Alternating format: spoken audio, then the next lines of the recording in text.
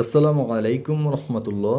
Closing entry এই অধ্যায়টা একদম সহজ এবং খুবই ইন্টারেস্টিং একটা অধ্যায়। প্রত্যেক বছর কিছু হিসাব আছে যেগুলোকে ক্লোজ করে দেয়া হয়। একটা উদাহরণ দিই, যেমন আপনার ফাদার বিদেশে থাকে। এখন প্রতি মাসে সে আপনার জন্য খরচের টাকা পাঠায়।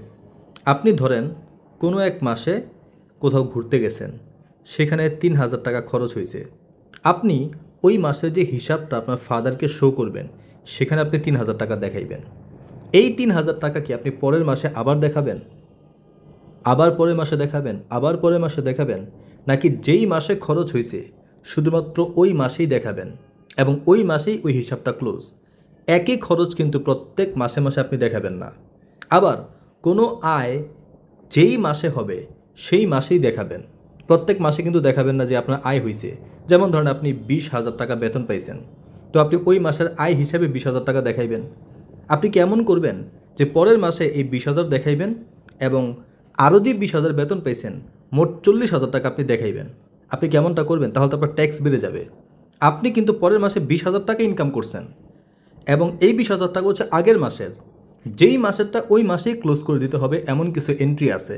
মাত্র ৪টা জাবেদা সাধারণত এই ক্লোজিং এন্ট্রিতে হয়ে থাকে। যত আয় হয়ে থাকে ওইটা ওই বছরই ক্লোজ করে দেওয়া হয়, মানে আয়গুলো ক্লোজ করার জন্য একটা জাবেদা। যত ব্যয় হয়ে থাকে সব ব্যয়গুলো ক্লোজ করে দেওয়ার জন্য একটা জাবেদা। এবং এই আয় থেকে ব্যয়গুলো বাদ দিলে পাওয়া যায় নেট ইনকাম। এই নেট ইনকামটা দেখানোর জন্য একটা জাবেদা। এবং একটা মালিক যেই পরিমাণ উত্তোলন করে সেই উত্তোলনটাকেও মূলধনে রূপান্তর করা হয়। মূলধনে রূপান্তর বলতে মূলধন অ্যাকাউন্টে ট্রান্সফার করা হয়, এটার জন্য একটা জাবেদা। এখন এই জিনিসটা সরাসরি একটা অঙ্ক করতে গেলে আরও ক্লিয়ার হবে আপনার কাছে। চলুন দেখা যাক। এখানে খুব সহজ একটা লেনদেন, the income statement for Dhaka golf club for the month ending July 31, 2018। এইখানে প্রথমেই একটা রেভিনিউ, একটা আয়ের পরিমাণ দেওয়া আছে ১৪,০০০ টাকা। স্যালারিস এক্সপেন্স দেওয়া আছে, মেইনটেনেন্স এক্সপেন্স দেওয়া আছে এবং নেট ইনকাম কত? ৩৩০০ টাকা। আমরা প্রথমেই বলেছিলাম এখানে মাত্র ৪টা জাবেদা হবে। একটা হচ্ছে যত আয়গুলো থাকবে সেটা ক্লোজ করে দিব। এখন আয় সাধারণত ক্রেডিট দিকে যায়। এখন এই ক্রেডিটকে ক্লোজ করতে হইলে এই আইটেমটাকে উল্টা দিকে ডেবিট দিকে পাঠিয়ে দিতে হবে। এই জন্য দেখেন আমরা এই আয়টাকে ডেবিট দিকে পাঠাইছি এবং এই আয়টা ক্লোজ করার জন্য আমরা ইনকাম সামারি অ্যাকাউন্টটা ব্যবহার করব। যত আয় ক্লোজ করব সেটা ইনকাম সামারির মাধ্যমে ক্লোজ করব, যত ব্যয় আমরা ক্লোজ করব সেটা ইনকাম সামারির মাধ্যমে ক্লোজ করব। এরপর এখানে স্যালারিস এক্সপেন্স আছে, মেইনটেনেন্স এক্সপেন্স আছে। এগুলো তো সাধারণত ডেবিট অ্যাকাউন্ট, খরচগুলো ডেবিট দিকে যায়। এখন এই খরচগুলো ক্লোজ করার জন্য আমরা এই খরচগুলো ক্রেডিট দিকে পাঠিয়ে দিব। দেখেন স্যালারিস ক্রেডিট দিকে পাঠিয়ে দিছে, মেইনটেনেন্স এক্সপেন্স ক্রেডিট দিকে পাঠিয়ে দিছে এবং এই দুটো যোগফল ১০,৭০০ টাকা ইনকাম সামারির মাধ্যমে ক্লোজ করে দেওয়া হয়েছে। প্রথমেই আমরা যে কাজটা করলাম, প্রশ্নের মধ্যে যে আয় এবং ব্যয়গুলো দেয়া ছিল সেগুলো আমরা ক্লোজ করে দিলাম। আয়গুলো ক্লোজ করার জন্য আয়টাকে ডেবিট দিকে পাঠিয়ে দিছি, ব্যয়গুলোকে ক্লোজ করার জন্য ব্যয়গুলোকে ক্রেডিট দিকে পাঠিয়ে দিছি। এবং এই আয় থেকে ব্যয় বাদ দিলে কত টাকা হয়? ৩৩০০ টাকা। এই নেট ইনকামটা দেখানোর জন্য একটা জাবেদা প্রস্তুত করতে হবে। এখন নেট ইনকাম যদি হয় তাহলে কি আপনার মূলধন বাড়বে নাকি কমবে? আর নিশ্চয়ই আপনার মূলধন বাড়বে। এই জন্য ক্যাপিটাল কোন দিকে গেছে? ক্রেডিট দিকে এবং ইনকাম সামারি ডেবিট। যদি ইনকাম না হয়ে লস হইতো, যেমন ধরেন আয় হয়েছে ১০,৭০০, ব্যয় হয়েছে ১৪,০০০ টাকা, তাহলে তো আপনার লস। তখন এই ক্যাপিটালটা যেত ডেবিট দিকে এবং ইনকাম সামারি যেত ক্রেডিট দিকে। খুবই সিম্পল অ্যাক্টিভিটি। আমরা আরেকটা অঙ্ক প্র্যাকটিস করব যেখানে আমরা আরও ক্লিয়ারলি শিখব। কিছু তথ্য এখানে আছে, তার মধ্যে রয়্যাল ক্যাপিটাল দেওয়া আছে, রয়্যাল ড্রয়িংস উত্তোলনের পরিমাণ দেওয়া আছে। আমাদের আগের অঙ্কে কিন্তু উত্তোলন ছিল না, এই অঙ্কে যেহেতু উত্তোলন আছে সুতরাং এটাকে আমরা ব্যবহার করব।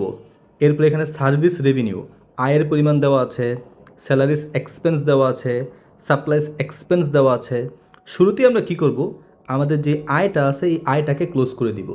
আয়টাকে ক্লোজ করার জন্য এই আয়টাকে আমরা ডেবিট দিকে পাঠিয়ে দিব। দেখেন সার্ভিস রেভিনিউকে ডেবিট দিকে পাঠাইছে এবং ইনকাম সামারির মাধ্যমে ক্লোজ করা হয়, তো ইনকাম সামারি ক্রেডিট। আমরা যেই এন্ট্রিকে ক্লোজ করতে যাব, আয়কে ক্লোজ করতে চাইলে তার উল্টা দিকে পাঠিয়ে দিব। আয় তো সাধারণত ক্রেডিট, এটাকে ক্লোজ করতে হলে ডেবিট করে ফেলতে হবে। আবার ব্যয় তো সাধারণত ডেবিট, ওইটাকে ক্লোজ করতে হলে আমাদেরকে ক্রেডিট দিকে পাঠাতে হবে।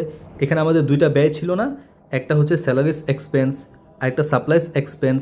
ব্যয় তো সাধারণত ডেবিট হয়, তো এগুলোকে ক্লোজ করতে হলে কী করতে হবে, ক্রেডিট দিকে পাঠাতে হবে। এই যে salaries expense credit, supplies expense credit, এরপরে এগুলোকে ক্লোজ করবো কিসের মাধ্যমে, ইনকাম সামারির মাধ্যমে। এইবার আসি, আয় ছিল 50, ব্যয় ছিল 30, তাহলে নেট ইনকাম কত, 20,000 টাকা। এইটা যেহেতু নেট ইনকাম হয়েছে, এই নেট ইনকামটা আমরা কোথায় ট্রান্সফার করব, ক্যাপিটালে ট্রান্সফার করে দিব। আমার ক্যাপিটাল বৃদ্ধি পেয়েছে, এই জন্য দেখেন ক্যাপিটাল ক্রেডিট দিকে পাঠাইছে। যেহেতু মালিকানা সত্ত্ব বৃদ্ধি পেয়েছে, সুতরাং ক্যাপিটাল ক্রেডিট দিকে যাবে। কিন্তু যদি লস হইতো তাহলে এই ক্যাপিটাল যেত কোন দিকে, ডেবিট দিকে।